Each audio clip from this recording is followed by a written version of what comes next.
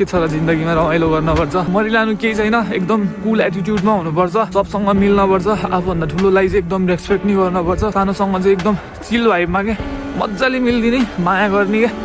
मलाई चाहिँ त्यस्तो लाग्छ है। यो इगो एटिट्युड मेरो लागि चाहिँ बनेको कुरा होइन। मसँग चाहिँ यस्तो कुराहरू चाहिँ छैन। म चाहिँ एकदमै जोसँग पनि मिल्ने खालको टाइपको मान्छे हो होइन।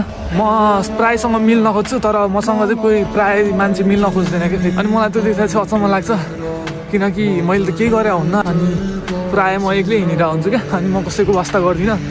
अनि त्यही भएर नि होला सायद योसँग एटिट्युड छ होला, यहाँ छ होला, त्यो छ होला अनि सोच्नुहुन्छ होला, तर म चाहिँ कहिले नि एटिट्युड नै देखाउन्न क्या। त्यो एटिट्युड देखाउनको लागि मसँग छँदै छैन केही कुरा।